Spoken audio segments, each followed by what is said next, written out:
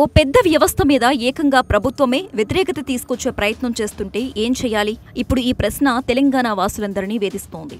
ఒకరిది బాధ్యత, మరొకరిది బాధ్యతారాహిత్యం. ఈ రెండు పదాలకు తేడా తెలియనంత అమాయకులు ప్రభుత్వంలో లేరు. అది మంత్రులు కావచ్చు, వ్యవస్థను నడిపే అధికారులు కావచ్చు. ఇదంతా ఎందుకు చెప్పాల్సి వచ్చిందంటే, ఇప్పుడు హైదరాబాద్ వ్యాప్తంగా ఎక్కడ చూసినా కేబుల్ వైర్లు కట్టలు కట్టలుగా రోడ్ల మీద ఉన్నాయి. వైర్ల బండిల్స్ తీసుకెళ్లే మున్సిపల్ వాహనాలు కనిపిస్తున్నాయి.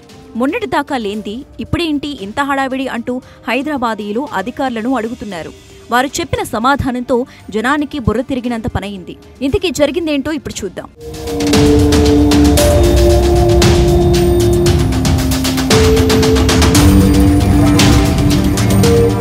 కృష్ణాష్టమి సందర్భంగా రామంతపూర్లో రథం లాగుతున్న సమయంలో కరెంటు షాక్ తగిలి 6 భక్తులు ప్రాణాలు కోల్పోయారు. రాజధాని మొత్తాన్ని పండుగనాడు శోకసంద్రంలో ముంచిన ఘటన ఇది. ఈ ప్రమాదం ఎలా జరిగిందన్న అంశంపై తలో రకంగా మాట్లాడారు. ఇక అధికారికంగా వచ్చిన సమాధానం ఏంటంటే, కరెంటు స్తంభాల మీద ఉన్న టీవీ కేబుల్ వైర్ల వల్లే ప్రమాదం జరిగిందంటూ అధికారులు తేల్చేశారు. అదేమంటే విద్యుత్ స్తంభం కేబుల్ వైర్ల వల్లే వరికిందని, అందుకే కరెంటు వైర్లు తగిలి 6 చనిపోయారంటూ చెప్పుకొచ్చారు. స్వయానా విద్యుత్ పంపిణీ సంస్థ సీఎండీ ముఫ్రాఫ్ అలీ. దీంతో ఉలిక్కిపడ్డారు కేబుల్ ఆపరేటర్లు. సాధారణంగా జనం కూడా ఇది నమ్మేశారు. ఎందుకంటే విద్యుత్ స్తంభాల మీద మొలికలు చుట్టుకుని కేబుల్ వైర్లు, జంక్షన్ బాక్సులు ఉంటాయి. అందుకే జనం కూడా నిజమే అనుకున్నారు. ఇక్కడ కొన్ని ప్రశ్నలు కూడా వస్తాయి. కరెంటు స్తంభాలకు కేబుల్స్ కట్టడం చట్టబద్ధమా కాదా అన్నది ప్రధాన ప్రశ్న.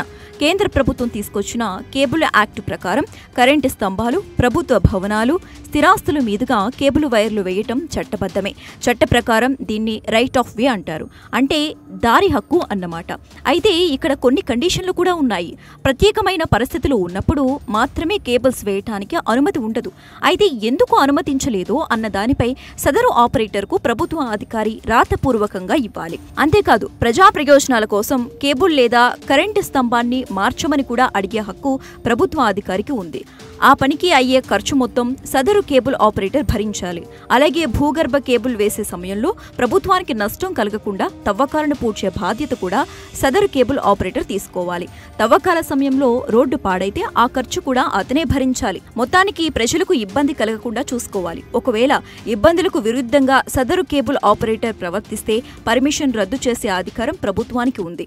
ఇదే సమయంలో ఎందుకు రద్దు చేశారో కూడా రాతపూర్వకంగా చెప్పటమే కాదు, సదరు కేబుల్ ఆపరేటర్ వాదన కూడా వినాలి. ఇదంతా అయిన తర్వాత సదరు కేబుల్ ఆపరేటర్ ఉద్దేశపూర్వకంగా షరతులు ఉల్లంఘిస్తున్నాడని రుజువైన తరువాతే అనుమతి రద్దు చేయాలి. ఇంత తతంగం ఉంది. మరొక ప్రశ్న కూడా ఇక్కడ వస్తోంది. కరెంటు స్తంభాలను కేబుల్ ఆపరేటర్లు ఫ్రీగా వాడుకుంటున్నారని చాలా మంది అనుకుంటున్నారు. కానీ అది పచ్చి అబద్ధం. ఎందుకంటే కరెంటు స్తంభాలు వాడుకున్నందుకు కేబుల్ ఆపరేటర్లు అద్దె కడుతున్నారు. గ్రామాల్లో అయితే ఒక స్తంభానికి నెలకు 20 రూపాయలు, పట్టణాల్లో అయితే ఒక స్తంభానికి నెలకు 30 రూపాయలు అద్దె కడుతున్నారు. అంటే కేబుల్ ఆపరేటర్ల నుంచి అద్దె వసూలు చేస్తున్నారు. కాబట్టి విద్యుత్ స్తంభాల పర్యవేక్షణ విద్యుత్ శాఖ అధికారులదేనని అర్థమవుతోంది. అంతేకాదు విద్యుత్ స్తంభం ఒరిగి ఉంటే దాన్ని సెట్ చేయడం కూడా విద్యుత్ సిబ్బంది చూసుకోవాలి. ఇప్పుడు రామంతపూర్ ఘటన గురించి మరోసారి చెప్పుకుందాం. కేబుల్ వైర్ల వల్లే 6 చనిపోయారంటూ విద్యుత్ శాఖ అధికారులు ఆరోపిస్తున్నారు. ఘటనకు కారణమైన కరెంటు స్తంభం మీద టీవీ కేబుల్, టెలిఫోన్ కేబుల్తో పాటు రాట్1 కేబుల్స్ కూడా ఉన్నాయి. రాట్1 కేబుల్స్ ఉంటే ఎలుకలు కొట్టు వేసిన కేబుల్స్ అన్నమాట. కానీ అధికారులు ఆరోపిస్తున్నట్లు కేవలం టీవీ కేబుల్స్ వల్లే ప్రమాదం జరిగింది అంటే నమ్మే విధంగా లేదు.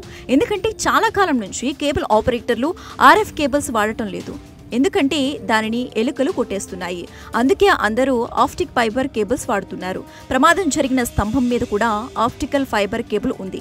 కానీ ఇదంతా ఆలోచించకుండా కరెంటు స్తంభం ఎలా ఉంది, ఏ కేబుల్స్ పాడయ్యాయి, విద్యుత్ తీగలు ఎలా ఉన్నాయి అన్న సంగతి పట్టించుకోకుండా ఆరోపణ మొత్తం టీవీ కేబుల్ ఆపరేటర్ల మీదకు నెట్టేయటం దారుణం అంటే దారుణం.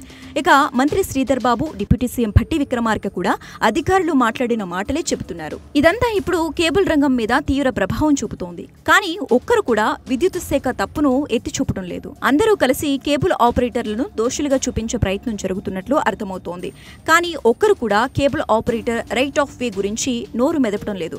గతంలో కేబుల్ ఆపరేటర్లను నియంత్రించాలని ప్రయత్నించిన ఆంధ్రప్రదేశ్, కర్ణాటక ప్రభుత్వాలకు కోర్టులో చుక్కెదురైంది. ఇప్పుడు తెలంగాణ ప్రభుత్వం వంతు వస్తుందేమో. ఏం జరుగుతుందో వేచి చూడాలి.